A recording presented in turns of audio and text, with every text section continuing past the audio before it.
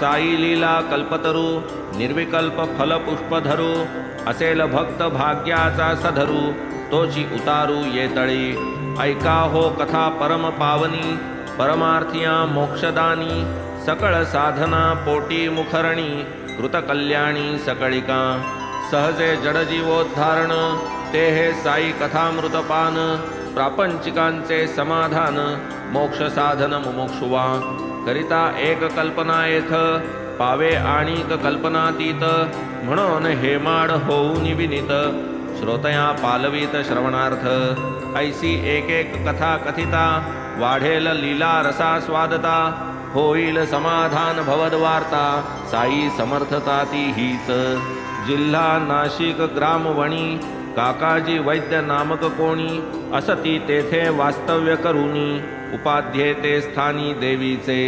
देवीचे नाम सप्तशृंगी उपाध्ये अस्थिर अंतरंगी अनेक दुर्धर आपत्ती प्रसंगी संसार संगी गांजले येता कालचक्राचा फेरा मन हे भोवे जैसा भोवरा देहही धावे सैरा वैरा शांती क्षणभरा लाधेना तेणे काकाजी अतिदुःखित जाऊन या देवळा आत देवीपाशी करुणा भाकीत चिंता विरहित भावया मनोभावे केला धावा देवी ही तुष्टली पाहूनी भावा तेच रात्री दृष्टांत व्हावा श्रोती परिसावा नवलावा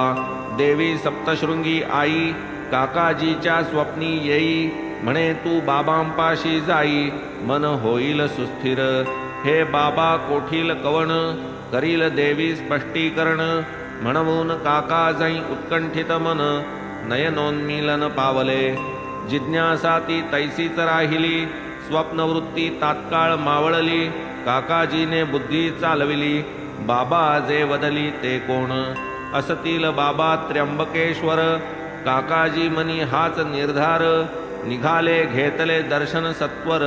राहीना अस्थिरता मनाची काकाजीने 10 दिवस त्र्यंबकेश्वरी केला वास अखेरपर्यंत राहिला उदास मनोल्लास लाधेना जाईना मनाची दुश्चित्तता